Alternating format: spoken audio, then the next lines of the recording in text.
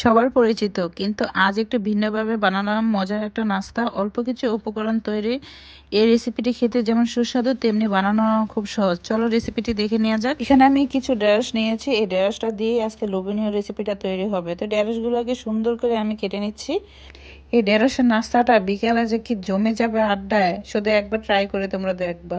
আসলে ঢেঁড়সের এই চপটা খুবই মজা। যাদের ঘরে ছোট ছোট বেবি আছে, যারা সবজি খেতে পছন্দ করে না, তারা এভাবে ঢেঁড়সের চপ বানিয়ে দিবে, দেখবে অনায়াসে খেয়ে নেবে। কোনো বাধা দিবে না, কোনো আপত্তিও করবে না, বলবে আম্মু আরও বানিয়ে দাও। ঢেঁড়সগুলো আমার কাটা হয়ে গেছে, এইভাবে সাইজ করে কেটে নিতে হবে। এখানে আমি দিয়ে দিচ্ছি বেসন পরিমাণ মতো, দিয়ে দিব চালের গুঁড়া পরিমাণ মতো। তারপরে এক এক করে সব মশলাগুলো দিয়ে দিব। দিয়ে দিচ্ছি লবণ, আদা রসুন বাটা, শুকনো মরিচ গুঁড়ো, হলুদ গুঁড়ো, ধনের গুঁড়ো, একটু জিরের গুঁড়ো, অরিগানো দিয়ে দিচ্ছি পরিমাণ মতো। অল্প অল্প পানি দিয়ে আমি ব্যাটারটা তৈরি করব, যেন পাতলা না হয়ে যায়। ঢেঁড়স চপটা যেন খুব সুন্দর ক্রিস্পি হয়, তার জন্য ব্যাটারটা সঠিকভাবে করতে হবে। আমার ব্যাটারটা তৈরি হয়ে গেছে, এই যে দেখো, বেশি পাতলা হয় নাই, বেশি ভারীও হয় নাই। এভাবে ব্যাটারটা তৈরি করে নিতে হবে। এখন চুলাতে বসিয়ে দিয়েছি কড়াইয়ের মধ্যে পরিমাণ মতো তেল দিয়ে দিচ্ছি।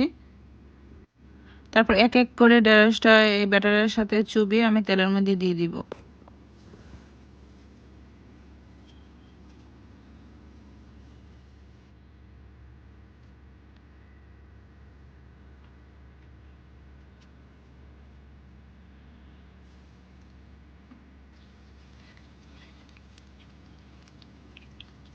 ঢেঁড়সটা যখন একদম বাদামি কালার হয়ে যাবে, এই যে দেখো, এমন বাদামি কালার হয়ে গেলে যেন খেতে কুরকুরে লাগে, সেভাবে তুলতে হবে। এই যে দেখো কতটা লাল হয়েছে, এভাবে ভেজে তুলতে হবে, না হয় ভিতরে কিন্তু ঢেঁড়সটা কাঁচা থাকবে।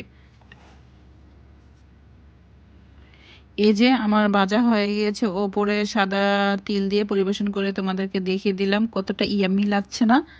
বেগুন চপ খেয়েছো, মিষ্টি কুমড়া চপ খেয়েছো, খেয়েছো কি ঢেঁড়সের চপ? তাহলে আজকে আমার রেসিপিটা অবশ্যই বানিয়ে খেয়ে দেখবে, কি যে একটা মজা লাগবে। আজকে আমার রেসিপিটা কেমন হয়েছে অবশ্যই তোমরা লাইক, শেয়ার এবং ছোট্ট একটা সাবস্ক্রাইব করে দিবে, যেন ভিডিওটা সবাই দেখতে পারে। তো তোমরা সবাই ভালো থাকো, সুস্থ থাকো। আল্লাহ হাফেজ।